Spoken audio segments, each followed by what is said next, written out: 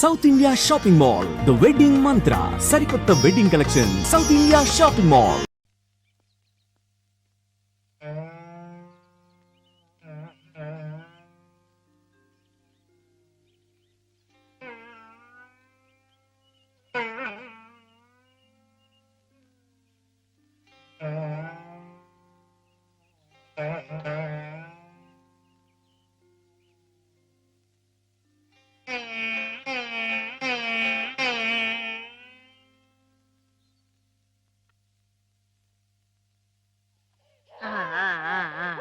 అయితే ఒక 2 నెలల్లో అమ్మాయిని తీసుకెళ్ళొచ్చన్నమాట. ఈ ఇంప్రూవ్మెంట్ చూస్తే అలాగే అనిపిస్తోంది. నమస్కారం. నమస్కారం అమ్మా.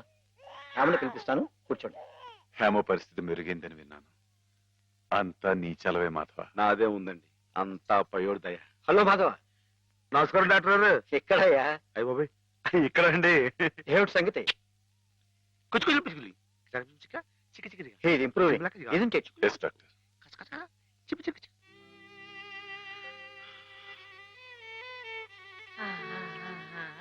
చూడు ఎవరొస్తున్నారో చూడు.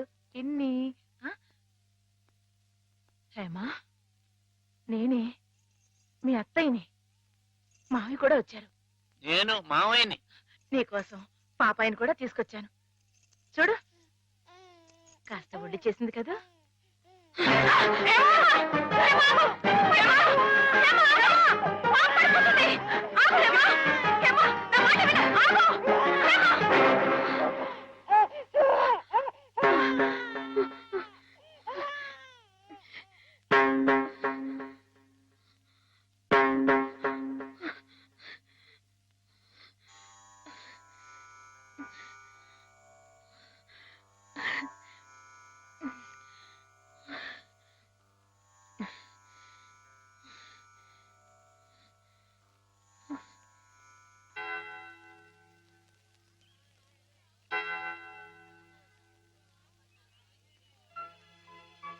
పాపం తెచ్చి నాకు అప్పగించిందంటే తన వస్తువుల్ని, తన మనుషుల్ని గుర్తుపడుతున్నమాటే కదా సరస్వతి. నిజమే.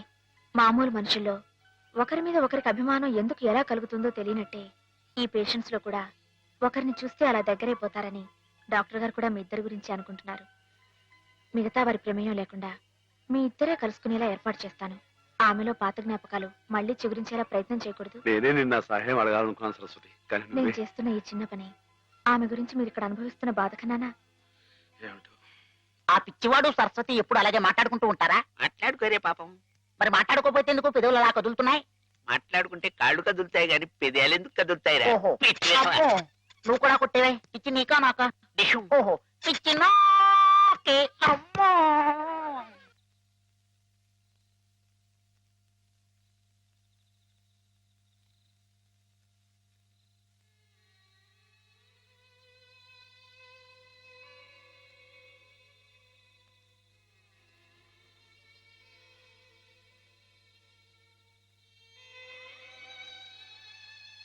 ఇందాక నువ్వు ఆ పాపనిచ్చేవి, ఇదిగో నా దగ్గరే జాగ్రత్తగా ఉంది. కానీ పాప బుజ్జోటం లేదు. నువ్వు వచ్చి పడతావా? పాప బుజ్జుంటుంది.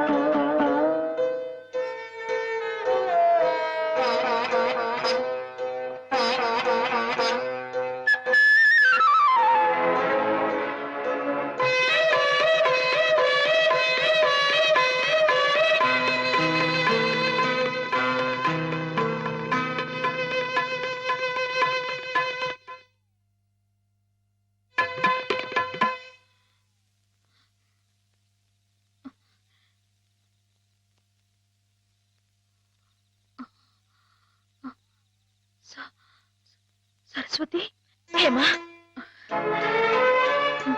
నేను ఇక్కడున్నానేమిటి? కొద్దిగా ఒంట్లో బాగుండకపోతే ఇక్కడికి తీసుకొచ్చారు. రేపు ఇంటికి వెళ్ళిపోదు గాని. ఇందాక జోలపాట పాడింది మాధవ. ఆహా, మాధవే కదూ? అతను ఇక్కడున్నాడేమిటి? చెప్పు Saraswati. Soldier soldier get up. మన సరిహద్దుల దగ్గర ఏదో అలజడి వినిపిస్తోంది. మన సైనికులు ఆల్రెడీ ట్రైన్ లో బయలుదేరిపోయారు, కానీ ఇంజన్ లేదు. నువ్వే ఇంజన్. ఉన్నారు కదా మేజర్. నేను నేల మీద హెలికాప్టర్ లో ఎగురుతూ పైన పెడుతున్న ట్రైన్ లోకి శత్రువులు దూకుండా చూడాలి. That's my duty. ఏమిటి మేజర్, కింద నేల మీద హెలికాప్టర్ ఎగురుతూ ఉంటే పైనుంచి ట్రైన్ వెళ్తుందా? ఎస్, ప్రపంచ యుద్ధాలు అలాగే జరుగుతాయి. మనం ఏం చేయలేం. కమాన్. నేను ఆ ట్రైన్ ఎక్కి అలాగే వెళ్ళిపోనా? నువ్వు మా సైన్యంలోనే ఉండాలి. అలాగే మేజర్. Thank you. కమాన్. అలాగే.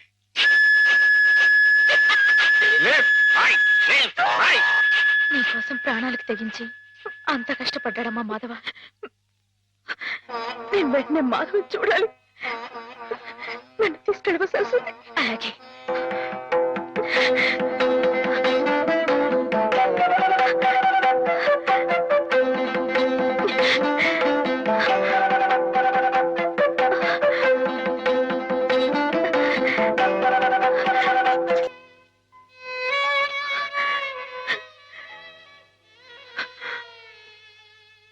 రైలు ఇట్ట ఆగిపోతే ఎట్ట? వెనక నుండి విమానాలు వచ్చి గుద్దుకుంటాయి. చట్టం. గార్డు జెండా ఊపాడు, అందుకే ఆగిపోయింది. అయితే వీడు పిచ్చి గార్డు. మంచి గార్డు కావాలి. పాపా, నువ్వే మంచి గార్డువి. దా దా, భయపడకే. దా దా.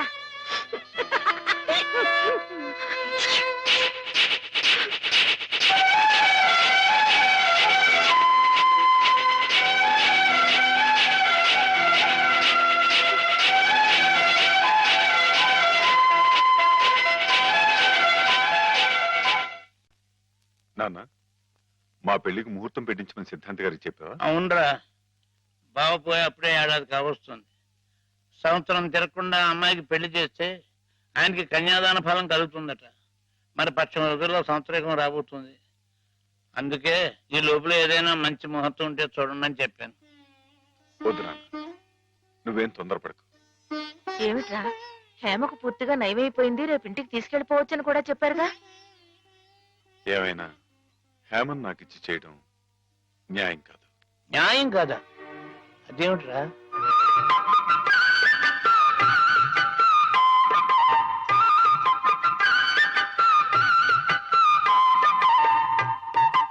మాధవ, రండి అయ్యారు, రండి కూర్చోండి. చాలారా నీ మర్యాదలు. చండారుడా, కడుపులో ఇంత కుట్ర రాసుకుని మొహానికి ఇంత నవ్వు పూసుకుని ఎంత వినయం నటించావురా మా ముందు. అయ్యారు మీరు ఏమన్నారు అయ్యా అర్థం లేదు. రేయ్, నిన్ను మా ఇంట్లో ఒక కుర్రాడుగా చూసుకున్నాను రా. అందుకే హేమ నువ్వు కలిసి తిరిగిన, హేమ నీ ఇంటికి వచ్చిన నీ మీద నాకు వేసమెత్త అనుమానం కూడా కలగలేదురా. ఒరేయ్, హేమ చిన్నప్పటి నుంచి నా ఇంటి కోడలు అవ్వాలని అవుతుందని ఎంత మర్చిపోయాను రా. అలాంటి పిల్లని ఎగటన్నుకు పోయి నువ్వు పెళ్లి చేసుకోవాలనే దుర్బుద్ధి ఎలా కలిగిద్దా నీకు? బావగారు ఎంత అభిమానించేవారు. ఆయన రాసిన కావ్యాలన్నీ అంకితం కూడా ఇచ్చారే నీకు. అటువంటి మహానుభావులకి ఇంత స్వామిత్రహం ఎలా తలపెట్టావురా అప్రాచుడా?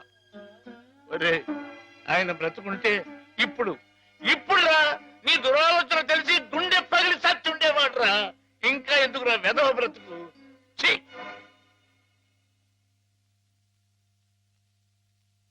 వా, అంత పని చేశాండి ఎదవా, తప్పు కదండి. ఎరా, తెన్నింటి వాసాలు లెక్క పెడతావా? అసలు ఈ పుట్టగతులు ఉంటాయరా? ఇట్టండి అదేనండి, ఇట్లా ఎవ పని చేస్తాను వదిలిపెడతాండి, నరికి పోగులు. నీకేం తెలుగు అమ్మాయి గారి మీద నీకు నీకు పాడు బుద్ధలా కలిగిందిరా. నువ్వు మనిషిగా పశువురా, పశువు. మీరు చెప్పుకోవడంరా ఇలాంటి తప్పుడు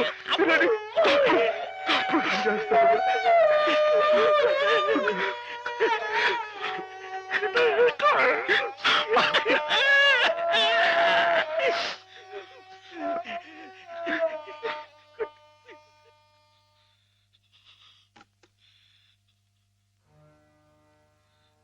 ఏం బతుకురా నీది, ఏ ముహూర్తంలో పుట్టావురా? ఇంకా ఎందుకురా కావాలని బురద పులుముకుంటావు? నేను నానా మాటలు అంటుంటే నేను అట్లాంటి వాడు కాదు బాబు అని చెప్పాడు, ఇంకా ఎందుకురా పిచ్చోళ్ళ నటిస్తావు? ఏం బాగుంకుందామని నిన్ను చేరదీసి ఎంత అన్నం పెట్టిన వాళ్ళకి అన్యాయం చేసే మనసురా నీది. మనసు మనసు చెప్పుకోరా. నీ బతుకు గురించి ఆలోచించకుండా వాళ్ళ రుణం తీర్చుకోవడానికి ఉన్న హస్తం తమ్మేసి వాళ్ళకి సాయం చేసేది అది నువ్వు చేసిన తప్పు. నువ్వేమిటో నీ భవిష్యత్తు ఏమిటో చూసుకోకుండా వాళ్ళు బాగుండాలి వాళ్ళోళ్ళు బాగుండాలని 24 గంటలు ఏడ్చేవి. దేనికరా ఇలా ఇలా నానా మాటలు అనిపించుకోవడానిక?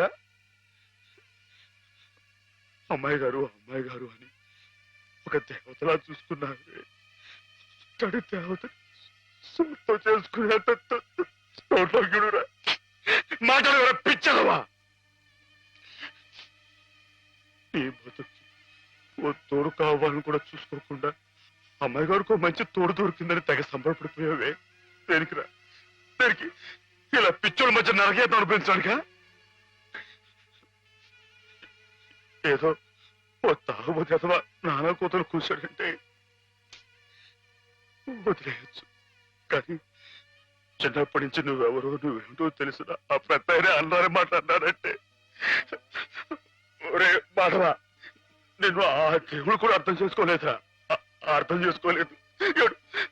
కుళ్ళు ఏడు చచ్చిపోయేదాకా ఏడవరా ఏదవా? నీ ముఖం నాకు ఏదవని. మాధవా మాధవా ఎక్కడా మాధవా